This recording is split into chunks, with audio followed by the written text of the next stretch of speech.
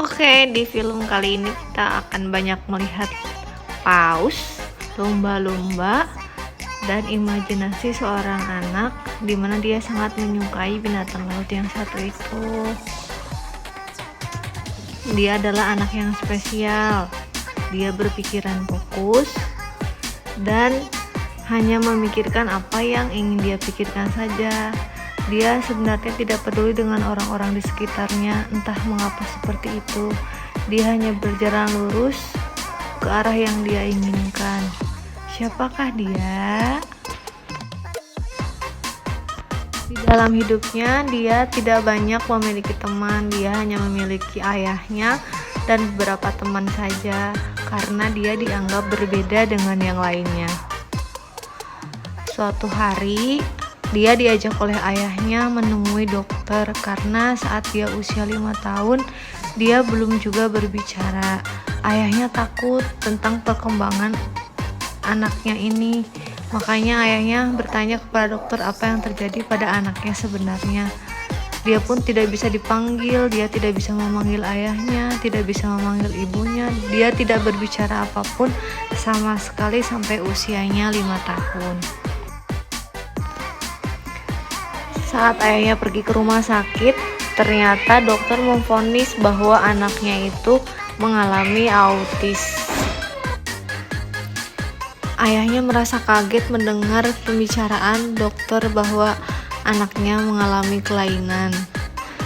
Dia bingung apa yang harus dilakukan kepada putri satu-satunya itu, di mana dia lahir dan besar tanpa didikan seorang ibu.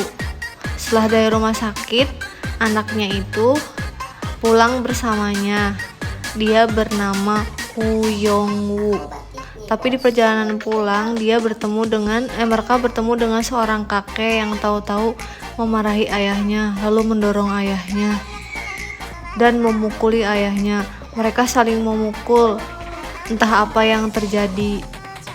Tapi sepertinya laki-laki itu salah paham kepada ayahnya Young-woo karena kakek itu pun menyangka bahwa ayahnya telah menggoda istrinya, di mana istrinya itu adalah pengasuh Young-woo selama ini.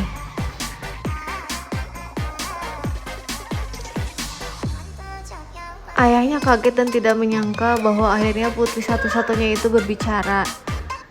Dia sangat berterima kasih dan sangat bersyukur bahwa anaknya sudah bicara.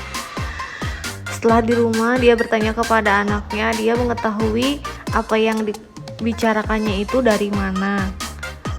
Tetapi sepertinya anak itu menjawab tanpa menatap ayahnya, dan dia menjawab bahwa dia selama ini membaca buku-buku tentang hukum di rumah ayahnya. Dia masih belum menyangka, dan tiba-tiba istri dari kakek tadi datang ke rumah untuk berterima kasih kepadanya atas bayaran upah karena telah mengasuh Young-woo. Lalu ayahnya mengatakan bahwa Young-woo akhirnya bisa berbicara dan dia sangat pintar. Kemudian perempuan itu pun bersyukur atas mukjizat itu dan dia mengatakan bahwa Young-woo itu adalah anak yang jenius. Ayahnya tidak menyangka bahwa anaknya yang autis itu ternyata adalah seorang yang sangat jenius. Dia pun menangis karena anaknya mengetahui tentang hukum pidana.